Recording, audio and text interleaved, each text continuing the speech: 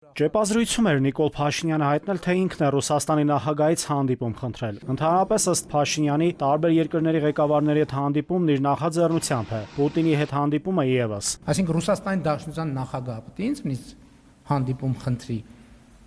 Հրզա ես պետք է խնդրեմ հանդիպում, բա ով պետք է խնդրի։ Սկզբից հաղորդագրությունը պաշտոնական։ Վլադիմիր Պուտինը բանակցություններ կվարի Նիկոլ Փաշինյանի հետ, ով աշխատանքային այցով կգտնվի Ռուսաստանում։ Օրակարգում Ռուսաստանի եւ Հայաստանի միջև ռազմավարական գործընկերության եւ դաշնակցային հարաբերությունների ներկա վիճակն է։ Հեռանկարները, Եվրասիական տարածքում ինտեգրացիոն համագործակցությունը, տրանսպորտային եւ լոգիստիկ կապերի զարգացումը Հարավային Կովկասում, տնտեսական եւ տարածաշրջանային հարցեր։ Առաջին հերթին քննարկվելու է հենց տարածաշրջանի իրավիճակը եւ հաղորդակցության ուղիները ուղղակի կապված են դրա հետ։ Ռուսաստանի նախագահի մամուլի քարտուղար Դմիտրի Պեսկովը հայտնեց, թե Պուտինն ու Փաշինյանը առանձնազրույց կունենան։ Այսօր կկայանան հայ-ռուսական բանակցությունները, այնուհետև երկու առաջնորդները աշխատանքային նախաճաշի շուրջ կշարունակեն շփումը դեմ առ դեմ ձևաչափով։ Փաշինյանը Պուտինի հետ հեռախոսազրույցի ժամանակ բարձրաձայնել էր Հարավկովկասյան երկաթուղու կոնցենսիան երրորդ կողմին փոխանցելու հարցը։ Փաշինյան-Պուտին տետ-ա-տետ հանդիպման այս հարցը եւս ընդգրկված է օրակարգային to-do list-ում։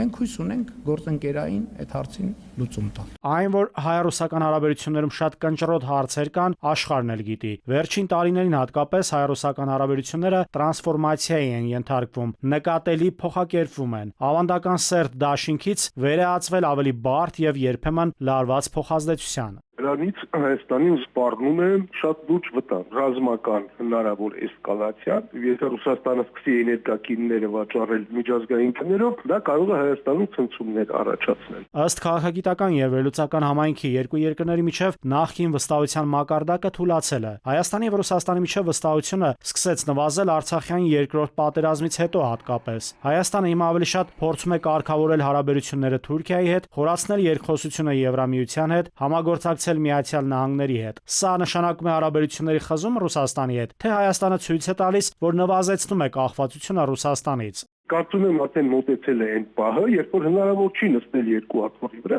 եւ Հայաստանը պիտի ընտրություն կատարի։ Մի կողմից տեսնում ենք, որ ՀԱՊԿ-ը մեզ անվտանգության երաշխավոր չէր կամ շատ վատ երաշխավոր էր։ Մյուս կողմից արևմտյան անվտանգային համակարգերը մեզ թարապես որևէ երաշխիք չեն տալի։ Ըստ վերլուծաբանների, Հայաստանի եւ Ռուսաստանի միջև հարաբերությունները հաջորդ 2-ից 3 տարիների ընթացքում կարող են զարգացում ունենալ ավելի զգուշավոր հեռավորության վրա։ Հայաստանը շարունակում է նվազեցնել իր կախվածությունը Ռուսաստանից, բայց առանց կտրուկ քայլերի, պահպանում է հավաքական անվտանգության պայմանագրի կազմակերպությունում պաշտոնական մասնակցությունը, բայց փաստացի հարաբերությունները մնում են սառեցված։ Այդ դեպքում արևմուտքը պիտի ապահովի, որ Հայաստանը այդ ցնցումներից խուսափի, սոցիալական, տնտեսական, դա կոնկրետ գին արժի, տարբեր հաշվարկներով տարեկան մոտ 3 միլիարդ դոլարի մասին է խոսքը 7 տարի։ Հայաստանի եւ Ռուսաստանի միջև վերջին տարիներին տարվող քաղաքականությունն ինչ խոսք, բարդ ռազմավարություններից է, սակայն այս ամենի ֆոնին շարունակում է իր ծառայությունը ռուսական ռազմաբազան։ Եվ սա ըստ վերլուծաբանների այն հիմնական ցուցանիշն է, որ երկու երկրների միջև խզում չկա, եւ կտրուկ շրջադարձի սցենարը դեռևս չի իրականացվում։ Նաիրի Մուրադյան, ժամը լրատվական։